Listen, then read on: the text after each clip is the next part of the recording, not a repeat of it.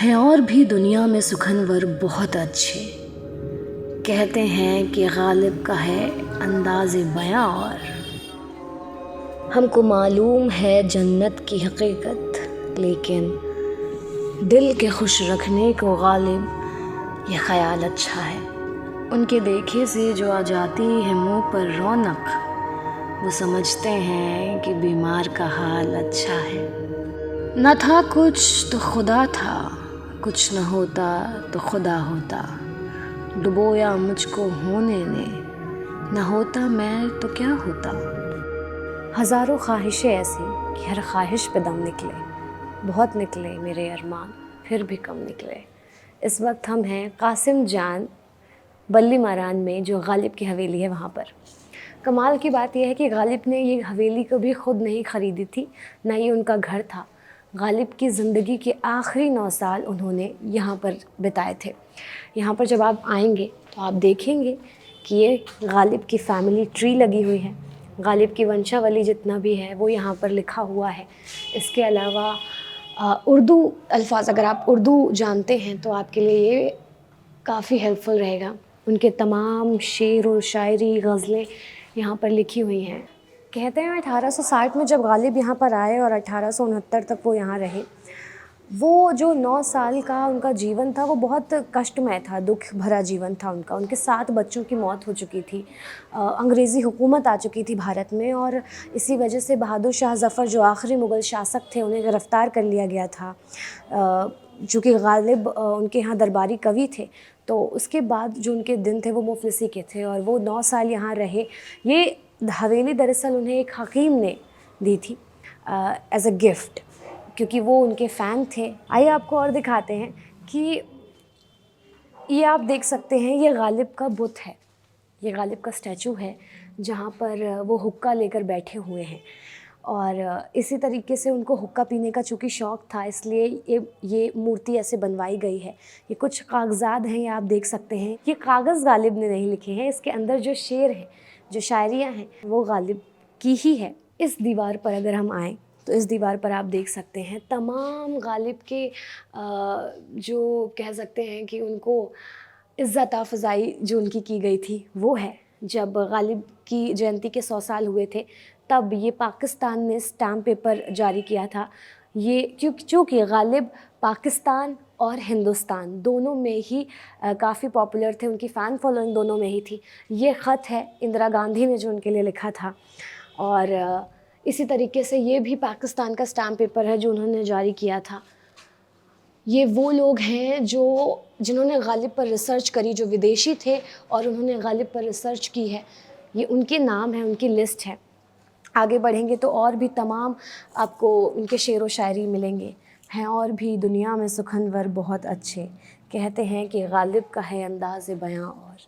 इसके बाद ये कुछ बर्तन रखे थे, तो मुझे लगा कि ये बर्तन उन्होंने ही यूज़ किए होंगे, उनके द्वारा ही इस्तेमाल किए गए होंगे, लेकिन बाद में पता चला कि नहीं, ये जो बर्तन है दरअसल ये उस ज़माने के जैसे दिखते हैं। जिस तरीके से उस ज़माने में बर्तन दिखा करते थे या इस्तेमाल किया जाता था, ये कुछ उसी तरीके के हैं और काफ़ी पुराने हैं, नए नहीं हैं। ये चूँकि उन्हें शतरंज का शौक़ था, ये शतरंज रखा हुआ है।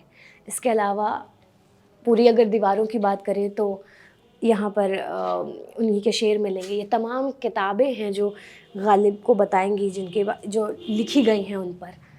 फिर ये चौसर हो गया, और इसी तरीके से आपको ये भी बता दूं कि दरअसल ये हवेली जो है ये काफ़ी वक्त तक यहाँ पर फैक्ट्रीज़ लगने लगी थी, ये गुमनाम हो चुकी थी। 1988 में गुलजार का सीरियल आया जिसमें नसीरुद्दीन शाह ने मिर्ज़ा गालिब का किरदार निभाया है। जब वो सीरियल आया और उसके बाद वो पॉपुलर हुआ, और फिर उसके बाद सरकार को सुध आई, उसके बाद इसे विरासत घोषित किया गया, और फिर एएसआई ने इसका रिनोवेशन किया, और उसके बाद इसे कुछ इस तरीके से हम देख सकते हैं।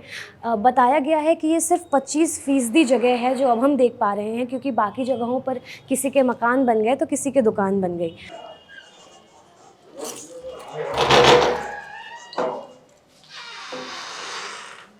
कहते हैं गालिब की शादी 13 साल की उम्र में हो गई थी उमराव बेगम से।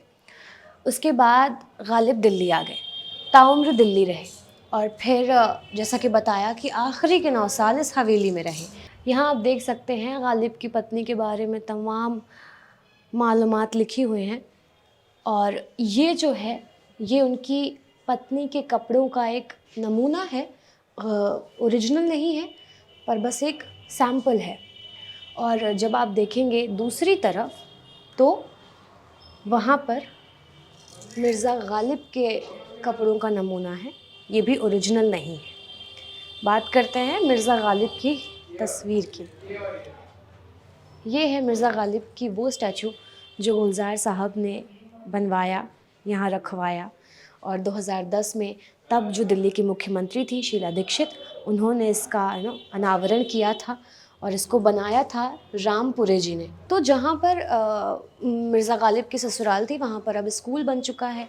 बहुत ज़्यादा इन्फॉर्मेशन तो नहीं है, लेकिन हाँ इतना पता है कि उमराव बेगम जो हैं गालिब की पत्नी, जो यहाँ पर उनके साथ रहा करती थी, उनकी डेथ हो गई थी 1 साल बाद ही, यानी 1870 में, गालिब की मौत के 1 साल बाद। इसके बाद मैं बताऊँ कि जब अंग्रेज़ी हुकूमत आई और गालिब की पेंशन बंद कर दी गई, उसके बाद गालिब गए कोलकाता, जो तब राजधानी हुआ करता था, दरख्वास्त लेके कि उनकी पेंशन शुरू करवाई जाए। और तब के ज़माने में ट्रैवल इतना ईजी नहीं था कि सुबह गए शाम पहुँचे या 2 घंटे में आप पहुँच गए, कई कई दिन लगते थे। तो ये सब वो घर हैं जब गालिब जहाँ जहाँ रुके। ये देखिए, ये मुरादाबाद जब वो ठहरे होंगे, जिस घर में वो रहे होंगे, ये उसकी तस्वीर है। इसके अलावा ये जो है बनारस का उनका घर है जहाँ पर वो रुके थे। इसके बाद आखिर में वो रामपुर गए थे, रामपुर में रुके थे, ये उस घर की तस्वीर लगी हुई है। ये गालिब के लेटर्स हैं जो उन्होंने लिखे हैं और ये भी उनका ही लिखा हुआ लेटर है जो उन्होंने 1864 में लिखा था। 13 नवंबर 1864 में लिखा था उन्होंने। 1995 की ये तस्वीर है जिसमें आप देख सकते हैं ये पूरा कारखाना, जहाँ पर अभी हम शूट कर रहे हैं वहाँ पर तब कारखाना हुआ करता था। और उसके बाद 1995 में तक ये था और 1996 में गुलजार साहब ने इसे खाली करवाया था और फिर 1999 में इसको विरासत घोषित किया गया था। कोई वीरानी सी वीरानी है, दश्त को देख के घर याद आया। घर, गालिब का घर था आगरा में, क्योंकि उनका जन्म आगरा में ही हुआ था। ये आप देख सकते हैं उनके घर की गली है, ये उनके घर का आंगन, आगरा वाले घर का, और ये उनके आगरा वाला घर। आगरा में वो पले बढ़े, पैदा हुए और 11 साल की उम्र में वो दिल्ली आ गए। 13 साल की उम्र में उमराव बेगम से उनका निकाह हुआ, फिर ताउम्र वो दिल्ली में रहे और फिर आखिरी के 10 साल वो यहाँ इस बली मारान की गली में, इस हवेली में, जिसे आज गालिब की हवेली कहते हैं, वहाँ रहे। इस स्कूल का भी एक अलग किस्सा है गालिब से जुड़ा हुआ। अजमेरी गेट में ये स्कूल आज भी ऐसा ही दिखता है, ऐसा हमें बताया गया है। दरअसल यहाँ पर गालिब को पढ़ाने के लिए बुलाया गया था और गालिब जब दरवाजे तक गए तो वो एक्सपेक्ट कर रहे थे कि उन्हें कोई रिसीव करने आए, और जब ये पैगाम उन्होंने अंदर भिजवाया तो प्रिंसिपल ने कहा कि नहीं, आप भी नौकरी के लिए आए हैं और हम भी यहाँ नौकरी कर रहे हैं, हम आपको रिसीव करने नहीं आ सकते। उनके आत्मसम्मान को ठेस पहुँची और उसके बाद गालिब दरवाजे से ही वापस उल्टे पांव आ गए। अगर आप दिल्ली में हैं और अगर आपको आकर देखना है गालिब की हवेली तो आप बली मारान आ सकते हैं, यहाँ आप गालिब की हवेली देख सकते हैं। अगर आप दिल्ली के निवासी नहीं हैं तो आपने इस वीडियो में काफ़ी हद तक जो चीज़ें हैं वो देख ली हैं, गालिब के बारे में देख लिया है, गालिब को जान लिया है। लेकिन इस जगह को महसूस करने के लिए अगर आप कभी भी दिल्ली आइएगा तो प्लीज़ यहाँ ज़रूर आइएगा।